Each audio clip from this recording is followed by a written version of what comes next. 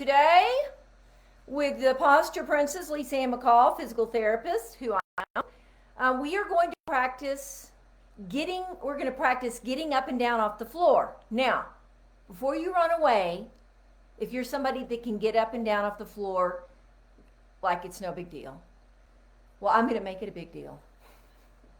I'm going to make it a strength, stretch, balance exercise, but everything I teach is a strength, stretch, and balance exercise, and it's all at different levels. It could be you just want to be able to get up and down off the floor, or it could be that you want to really get a workout, and I can show you both, which I am going to.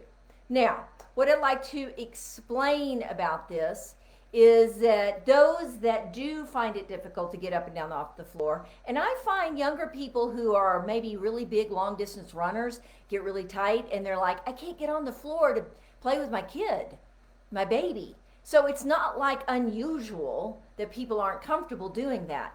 But one of the main things I think about falling for people who are older in my vintage is that people are not on the floor very much. So you make this assumption that the floor, you could be up and down off the floor if you wanted to, and assumptions are not good because that's not reality. Reality is, can I get up and down off the floor with ease? Do I enjoy being on the floor? And when I'm sitting on the floor, how am I sitting? Because I can show you a little bit of that today too. Because all of it is an opportunity to become stronger, more mobile, more balanced. Motor skill is what I look at. So all those things I just said are combining your ability to move well, I never separate endurance, strength, balance, as we do today in our society. Now, if you have a good foundation, which is what I teach, is foundation of movement, if you have a good foundation that connects all those things together, then yes, you may go out and run more or get on your treadmill. You may love doing that, but how you're doing that comes from your foundation that I love to teach. And guess what happens? Your injuries go down or go away, or they do not surface. And age is not really an issue. It really isn't. So what we're going to do today, like I said, is go down and up off the floor, and we're going to be integrating these principles of balance, mobility, or you could call flexibility. I like to call it mobility. Balance, mobility, and strength. And then just as I am practical, I get to use something that's real in life. So I don't have to go to my yoga class and do my balance. I don't have to go to my strength training class to do strength training, and I don't have to go get on my elliptical. Not that you can't do those things, but if you do this, you get it all here, and you get to get up and down off the floor. Practical. I am the most practical, crazy person you will ever meet. Okay, here we go. All right, we're going to get out here. I got a floor. I have a chair here. Why do I have a chair? Well, this is for people who really do struggle, possibly with getting up and down off the floor. And if you have limitations in your structure, meaning you can't bend and keep an arch, you may need the chair there in the beginning to maintain the quality of your movement. Because I'm a very quality-based person. I want your skill level to go up so your injuries and your pain will go down, and your limitations. Can we just call them limitations? That's a lot nicer way of saying it. All right, so here we go. I am going to need my feet to show up, so do I need to back this up a little? There we go. All right, so I'm going to put my fingers on my spine in the arch here. When I don't have an arch, my spinous processes stick out. When I do have an arch, they go in. If I have an overarch, my butt is up. I'm not as worried about overarching because we've been a butt-tucked society for so long. But you don't want to overarch, but I can help you correct that without a lot of problems. So don't sweat it if you're a little overarched. It's really okay. Relax the belly. If I don't relax the belly, I can't move as well. If I have my hands and fists tight, how can I use my hands? If I have my jaw tight, how can I use my jaw? So it's just let go. Follow your bones. Okay, bones, feet bones, out a little, toe bones, turn out just a little. So I'm not in, I'm not way out. Woo! I'm sort of just straight with a little turnout, forever and ever. Straight with a slight turnout. Then I plant my feet so they can get stronger, and I turn my upper thighs out. Now this is details that I want you to have. Big toe is planted, the upper thigh turns out. Don't crank on your knees. It'll hurt them. Just think out. It's not a big movement, but important. Fingers on my groove, belly is relaxed. I'm going to bend until I can't bend anymore without losing my groove. Put your hand in the chair if you like. I'm going to turn a little so you can see this. I always think of downset hut. Everyone sees football, whether you want to or not. It is what is out there.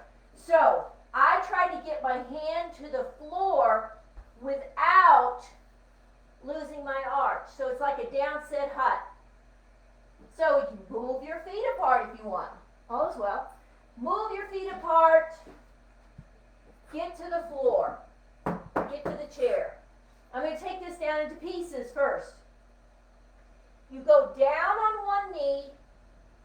You keep the other knee up. You keep the arch in your back if possible. This is just if you need it. Then you take this hand and put it out here for the knee, the side that you're kneeling on. Now here's the next piece. From my armpit to my hip, I do not twist, I do not bend. I do not twist, I do not bend. Here to here. I go, I pivot, and try to ease myself down to my butt. So now, it's not as easy for people to sit tall in this position because usually their hips are tight. So they're kind of like this. Do the best you can to be as tall as you can. So I'm going to turn towards you now so you see me.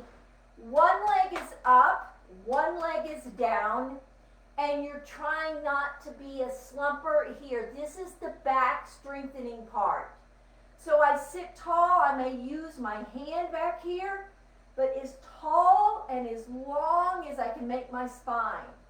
You can imagine having on a brace, not that I want you to tighten, but just imagine that you have a spine that is really straight, because then you'll put the force in your hips, and that is where we want the force. Okay? Now we're going to get up. I think I'm going to move the chair over here so that you can see me this way. So I'm tall. The chair's here if you need it. I'm going to go up onto this knee. So I am going to go up that way because that knee is down. If I try to go this way and have this knee that's up, it doesn't make sense. So the knee that is down is the direction I go.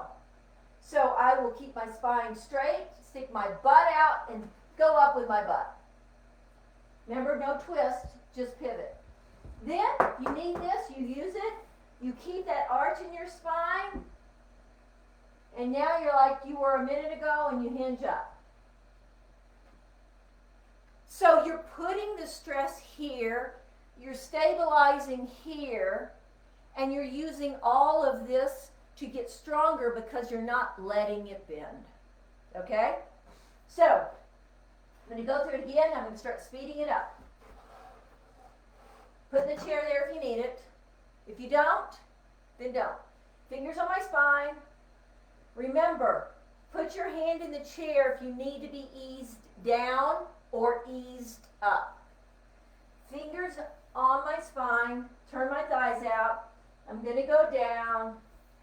If you need a chair, take it. Put the hand down like, now I'm down said hut. If I put my right hand down, I'm going to my right butt. if I put my left hand down, I'm going to my left butt. And you're going to find out if you're left or right butted. You didn't know that, but you are left or right butted. So, I'm going to go left this time. If you need the chair, use it. I'm going to put my left hand down. I am not going to twist. I'm going to pivot to my knee. I keep my side and my body straight. I ease myself to the floor. A lot of stretching in the hips. It's not easy if you've never done this before. Now we're going to get back up, same thing. I pivot to the knee that is down. I have the arch the best I can. I put the foot under. My butt is up. I know you don't like it, but I promise it works. Then I hinge up.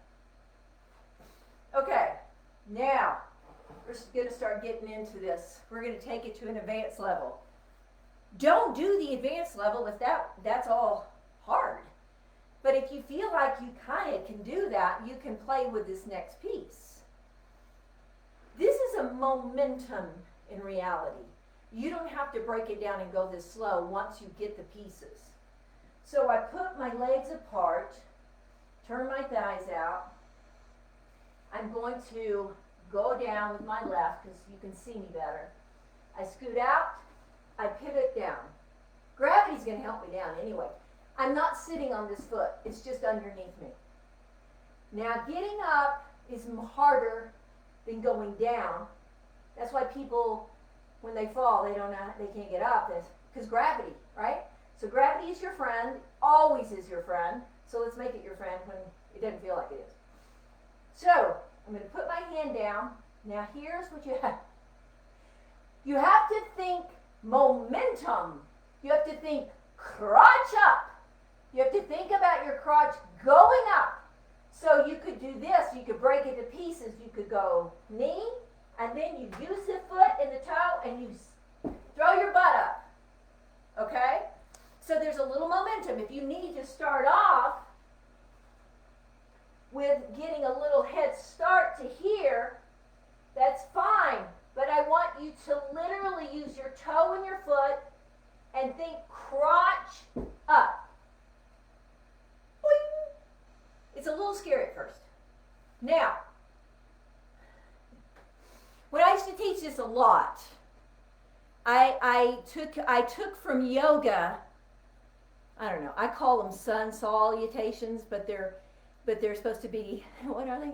Sun salutations. Salutations. That's somebody from Chicago. But if you're from Texas, you call them sol, like y'all.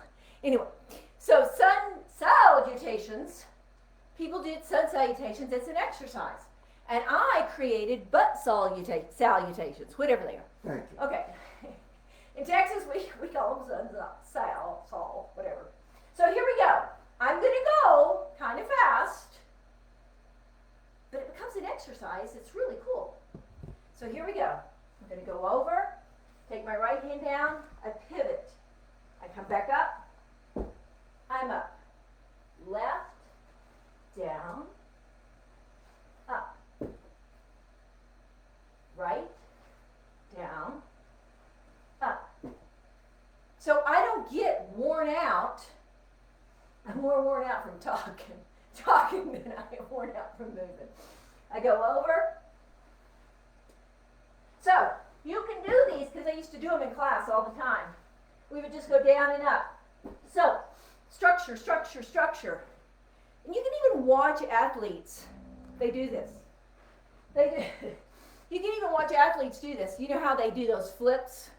You see football players flip. There's a momentum, and the technique is hugely important for that big movement to occur. So when I do this, I can really, I can play with it. Little or big, doesn't matter.